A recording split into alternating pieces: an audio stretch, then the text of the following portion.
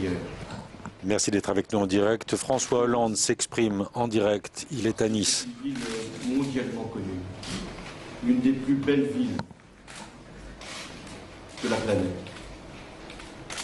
Pourquoi le 14 juillet? Parce que c'est la fête de la liberté. Et c'est bien donc pour toucher la France que cet individu a commis cette attaque terroriste.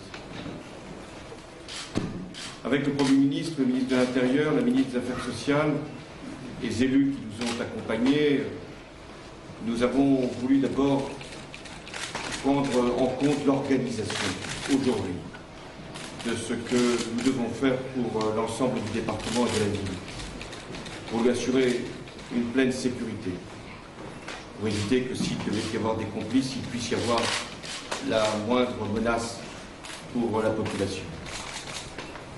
Mais nous avons aussi voulu exprimer notre compassion à l'égard des victimes, de leurs familles.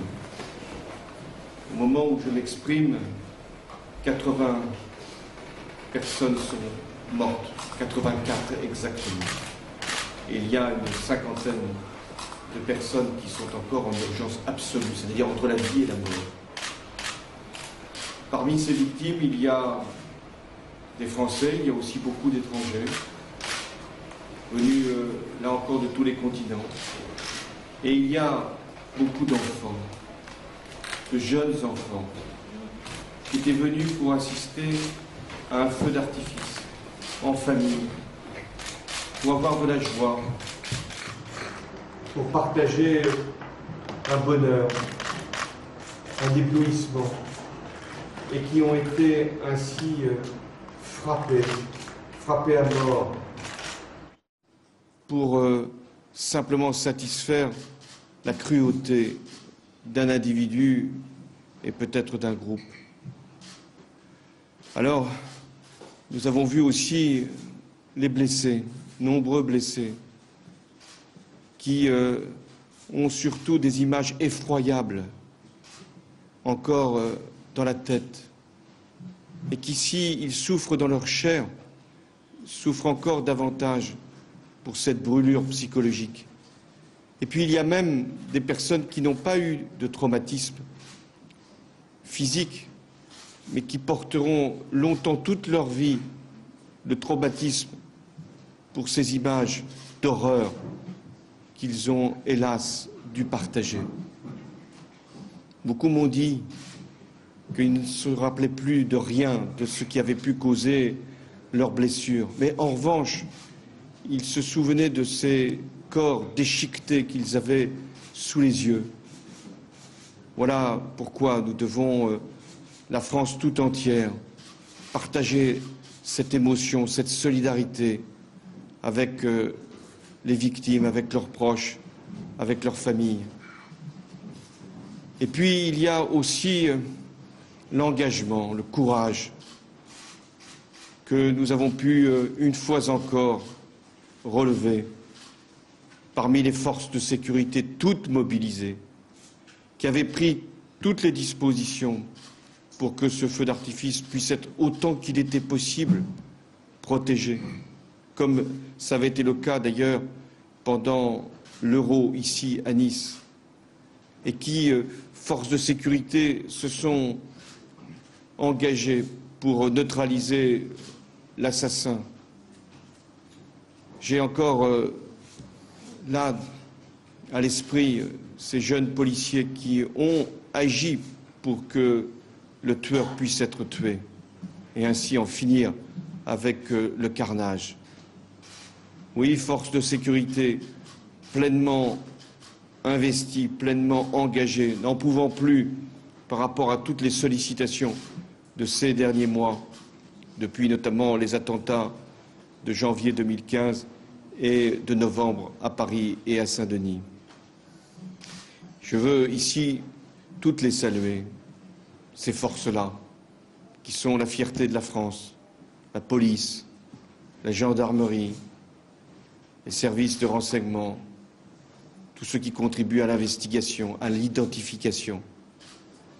Et puis il y a les sapeurs-pompiers qui ont fait un travail extraordinaire avec les services de secours pour évacuer et pour conduire dans les hôpitaux de la ville et en dehors même de la ville, puisque le plan blanc ayant été déclenché, de nombreux établissements ont accueilli les blessés.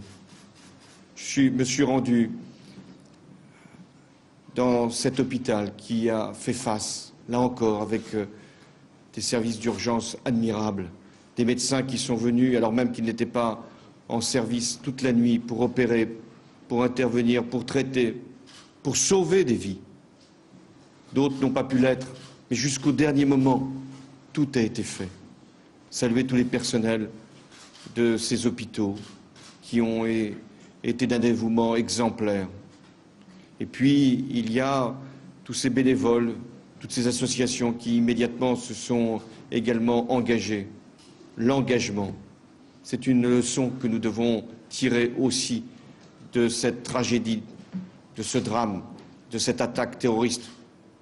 Une de plus, après déjà plusieurs autres, ces 5 dernières années. Nous sommes devant un combat qui va être long, parce que nous avons un ennemi qui va continuer à frapper tous les peuples, tous les pays qui ont les libertés comme valeur essentielle. Alors dans ce combat-là, nous devons compter sur l'engagement de nos forces, de nos services publics, de l'État tout entier. J'ai, avec le Premier ministre, depuis plusieurs mois, pris les décisions qui étaient nécessaires pour renforcer les effectifs qui, hélas, avaient été parfois dégradés dans le passé.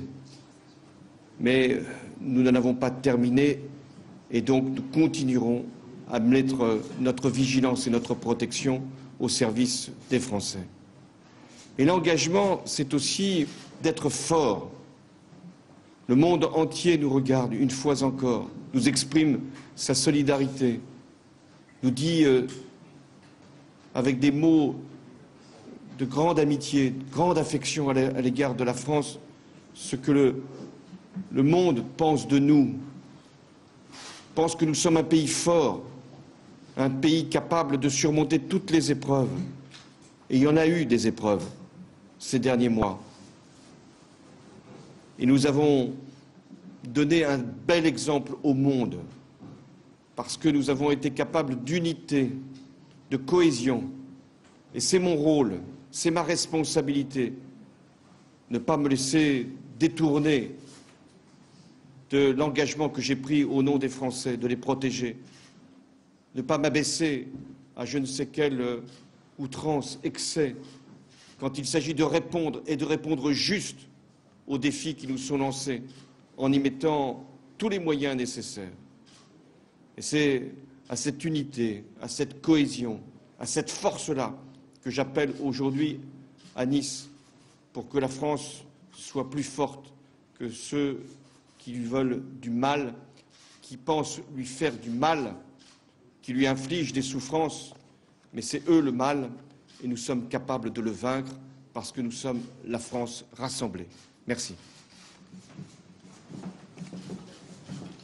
Voilà le président français François